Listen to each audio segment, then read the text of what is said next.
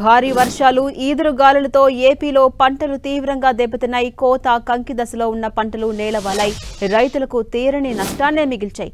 అంబేద్కర్ కోనసీమ తూర్పుగోదావరి జిల్లాలో 35,000 ఎకరాల్లో పంటలకు నష్టం జరిగింది. శ్రీకాకుళం నుంచి తిరుపతి జిల్లా వరకు అన్ని చోట్ల వ్యవసాయ ఉద్యాన పంటలు దెబ్బతిన్నాయని, కృష్ణా జిల్లాలో వరి, అరటి, బొప్పాయి తోటలు నేలవాలాయి. ప్రకాశం జిల్లాలో ఉద్యాన పంటల నష్టం అధికంగా ఉంది. శ్రీకాకుళం జిల్లాలో 350 హెక్టార్లలో పంట నష్టం జరిగిందని ప్రాథమికంగా అంచనా వేశారు అధికారులు. ఇక విజయనగరం జిల్లాలో 12 మండలాల్లో సుమారు 7,000 ఎకరాల వరి నేలవాలింది. గుంటూరు, బాపట్ల, పల్నాడు జిల్లాలో తీర్ దశలో ఉన్నటువంటి పత్తి వర్షాలకు తడిసిపోయింది. కంకి దశలో ఉన్న మొక్కజొన్న, పూత దశలో ఉన్న కంది, కోత దశలో ఉన్న వేరుశెనగ, అపరాలు వర్షాలకు దెబ్బతిన్నాయి. అరటి, కంద, బొప్పాయి గాలుల తీవ్రతకు ధ్వంసమయ్యాయి. వాగుల వెంబడి ఉన్న మిరప పంట నీట మునిగింది. కృష్ణా జిల్లాలో చల్లపల్లి, మోపిదేవి, తోట్లవల్లూరు, ఇతర మండలాల్లోని లంక గ్రామాల్లో బొప్పాయి, అరటి, ఇతర ఉద్యాన పంటలు కూడా దెబ్బతిన్నాయి.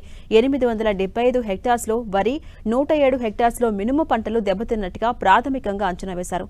అత్యధికంగా మొవ మండలం పెదముత్తేవిలో 23 హెక్టార్లు, కోసూరులో 21, మచిలీపట్నంలోని బుద్దాలపాలెంలో 17 హెక్టార్స్లో వరి పంట దెబ్బతింది.